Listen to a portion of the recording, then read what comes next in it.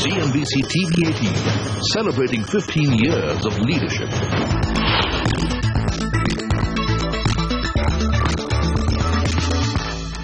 Hello and welcome to Markets Today. I'm Lata Venkatesh. With me is Ekta Batra.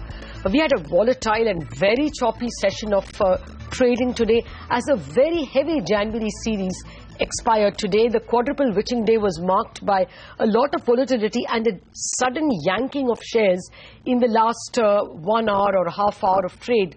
It was a mix of metals and consumer durables, consumer stocks and oil stocks that were pulled up. It remains to be seen whether the strength in the markets can be maintained tomorrow and next week.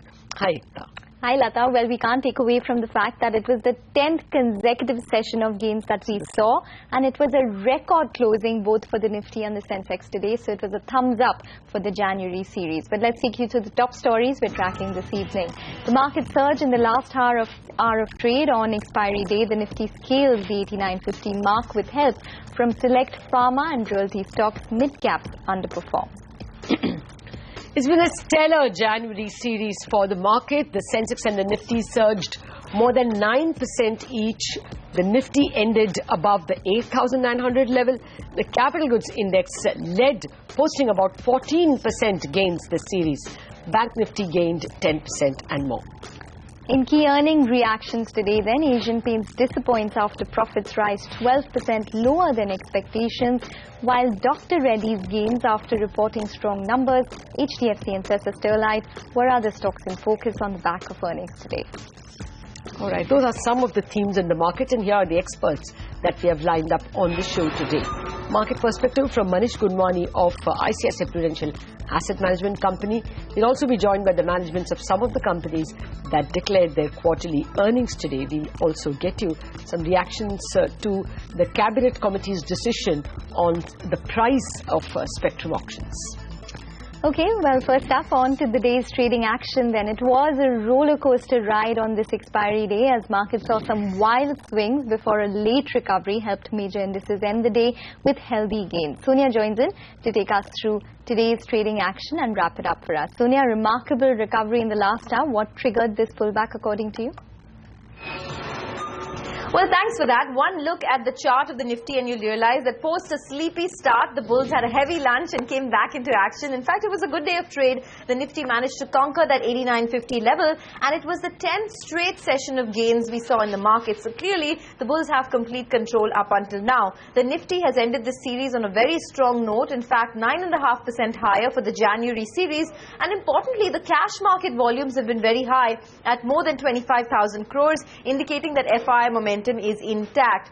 The only niggling worry is that the mid-cap sector disappointed today on the back of weak earnings. So we, in a sense, got a reality check that earnings momentum is not moving in pace with the market. Now, in terms of key gainers, you had heavyweights like HDFC Bank, Reliance, ITC and L&T that supported the market. Pharmaceuticals bounced back in late trade. This is after Dr. Reddy's posted a very strong set of numbers. In fact, higher than what the street was estimating. Lupin and Sun Pharma were also gainers. The oil marketing companies flared up as well. So BPCL, HPCL were higher. But on the losing end, as I mentioned earlier, mid-cap earnings, especially in PSU banks, was a huge disappointment. And that soured sentiment for the large caps as well. So PNB, Bank of Baroda, SBI were all under pressure. Asian Paints too succumbed to weak earnings today. On the mid-cap side, OBC, Union Bank, VIP, Havels, Ashok Leyland were all stocks that were under pressure post their earnings. So clearly, this market has no patience for companies that deliver any hint of a disappointment. But overall, good session of trade. Back to you. Thanks a lot for that, Sonia. The way in which the market moved clearly left some kind of doubts and skepticism in the mind. The Indian markets are performing in the backdrop of a none too good performance in the global markets over the past 48 hours. The Dow Jones has been falling for 2 consecutive days. The Asian markets have not rendered a very good account for themselves. And in the Indian markets as well, as Sonia pointed out, results have seriously disappointed from gold standard companies like Asian Paints to consumer companies like VIP, as well as to a whole gamut of public sector banks. What is writ large is the lack of performance months the lack of growth, then why the sterling growth, the sterling performance of capital goods companies on the index or a whole host of even oil and gas companies? It kind of sets the alarm bells ringing on whether the market is moving only to the tune of liquidity and whether a sudden reality check might lead to some excessive profit taking in the markets. Clearly at this point in time, prices are running way ahead of valuations, at least third quarter earnings based valuations. Yes, absolutely, Lata. The other one was OBC, which stood out in terms of its asset quality this time. But time now for some market perspective. Manish Kanwani of ICICI Prudential AMC says the market looks good from a 2 to 3 year perspective. He also expects to see minor earning downgrades in the near to midterm. You could see some minor downgrades in earnings even for next 2-3 quarters. But I think the market can look beyond that, because as I said, the macro in terms of lower inflation leading to low interest rates, very healthy CAD numbers you're likely to see for next few quarters. It's quite likely that we might see a consolidation or a minor correction going forward. Also, the supply of paper seems quite large, what's there in the pipeline. You're looking at the divestment, you're looking at some big banks raising money. So given all this, probably a reasonable chance of a correction or consolidation move. But yeah, again, from 2-3 year perspective, things look okay, because the macro data points seem to be getting better and better, which should kind of lead to earnings growth. So from a 2-3 year perspective, things are pretty okay. All the choppiness today was largely because a very heavy January contract expired today. Nigel is here with the details of the F&O space action. Well, let's begin a splendid Jan series. We're just looking at the Feb series options data. It appears that Nifty should find some kind of support at around that 8,800 level. Just take a look at today's trading session. The 8,900 put as well as the 8,800 put. Traders looking to pocket that 100 to 140 rupees in today's trading session, indicating that support zone is around that 8,750 to around that 8,800 odd mark. Take a look at the upside though. The Nifty ended higher in today's trading session, but the 9,000 call premium didn't move too much in today's trade. The 9,500 call though, we did see some speculative action there. Traders going out there, taking a bit of a punt, buying that premium over there for around 22 rupees odd. Individual stocks though, that one focus. Idea did see some selling pressure, while OBC as well posted its numbers. That one did see some selling pressure. Both of them were under pressure. On the flip side though, we saw some kind of buying in the likes of Unitech as well as JMR. Another bank that was under pressure was Union Bank. That one in fact ended at the low point of the day. Fresh selling was seen at that stock as well. It was a day of big earnings, as we've been telling you, and HDFC reported third quarter numbers which were largely in line with expectations. But since Ekta tracks it closely, let's hear it from her.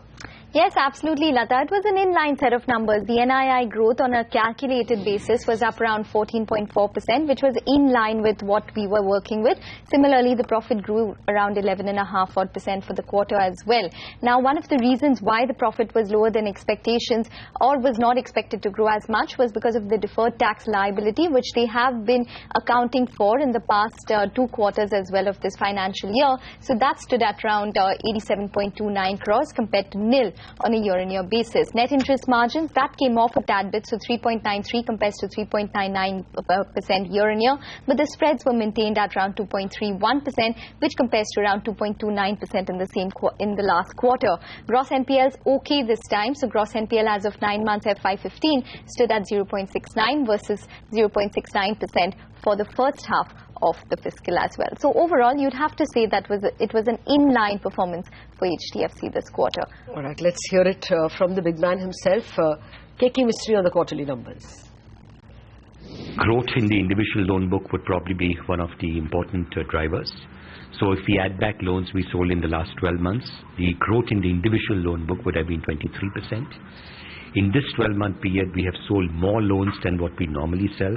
Our total loans sold, individual loans, is 8,566 crores in the last 12 months.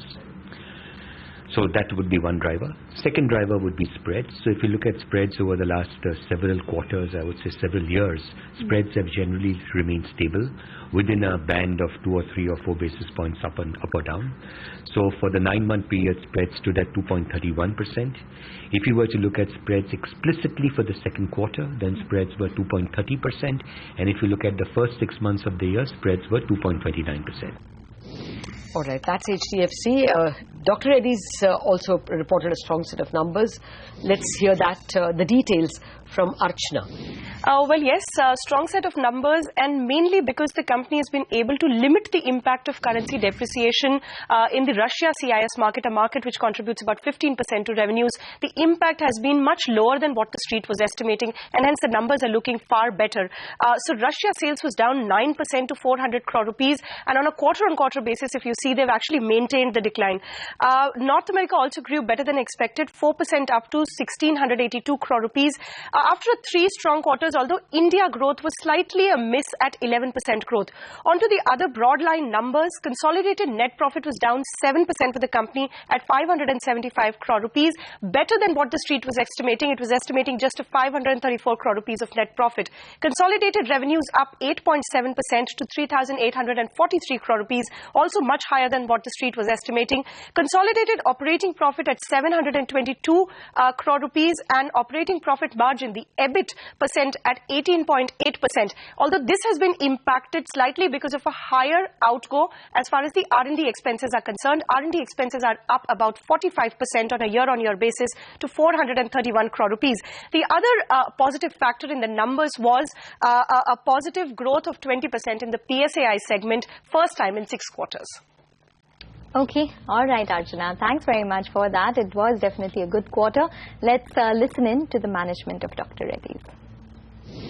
I think the volume growth in local currency term has been volume growth has been very good. In terms of local currency, we have grown by about 30% in Russia, which has mitigated to a large extent the impact of the devaluation of the currency.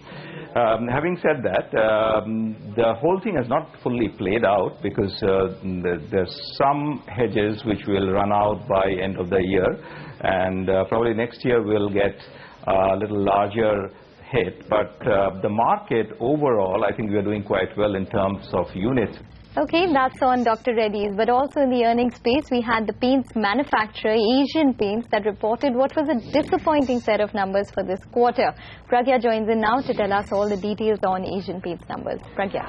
Well, Ekta, I promised you in the morning it will be an exciting quarter, but you know the excitement was on the negative side. All in all, the results disappointed the street. It was a top-down miss, and the miss came in actually from the top line, where we understand that the companies missed the street expectations by 8.2%. The total income came in higher just by about 5.8% versus our expectations of a growth of 15% on a consolidated basis. The management indicated that, despite the past performance wherein they were reporting almost a double-digit decorative paint growth at this time in this quarter, due to sluggish market conditions, they've reported a single-digit paint growth. So, that seems to have dragged the overall top line. However, gross margin benefits, all of those things, positive things that analysts have been pointing out, seem to have reflected in this quarter. Gross margins higher by 290 basis points on a year-on-year basis, which is why the company managed to hold up its overall operating margins, which came in at 16%, quite commendable, given the big miss that we saw on the top line. Profitability growth of 12% was obviously muted, given the kind of miss that we saw right from the start of the numbers. It'll be important to see, what kind of outlook the management sets out in the conference call. Fair enough. Thanks a lot for that, Pragya. But for me, the nadir, the bottommost point in terms of earnings today was reached by Oriental Bank of Commerce. A sharp rise in NPLs was absolutely worrisome, and the fall in profit was no worse. Ekta, you follow the numbers closely. Yes, Lata, disappointing. The profit was down 91% this quarter. That's because provisions were up around 58% year on year. And more than that, there was an exceptional outflow of around 137.4 crores as well, which impacted the profits. So if it wasn't on account of a tax reversal of a positive inflow of 27 crores, it would have been a loss for OBC this quarter. The asset quality worsened. The gross NPA was up 15.4% on a sequential basis. On an absolute basis, Gross NPA rose to 5.43%, which was up 69 basis points sequentially. Asset quality, as per the management, slippages were higher at 1,300 crores versus 978 crores, and fresh restructuring also stood at 2,000 crores versus 700 crores that they did in the previous quarter. So on all parameters, it was weak. The management said that they expect gross NPA range to be between 5 to 5.5% in the next quarter as well. Okay, in which case the worst is not over, it can continue. Let's listen to the management on that note. There are 2-3 reasons for a sharp drop in profit in this quarter. Though our operating profit is good, which shows that margins are intact, it is because of the provisioning. One is that we did some technically written off asset sales in June, where the sale proceeds were taken to profits, which after discussing with the regulators, we found out the error and reversed. That is about 137 crores. Secondly, the restructuring has been quite high and the NPA slippage has been quite high. So the two provisions, restructuring has been around 2,050 crores and the NPA slippage is around 1,340 crores.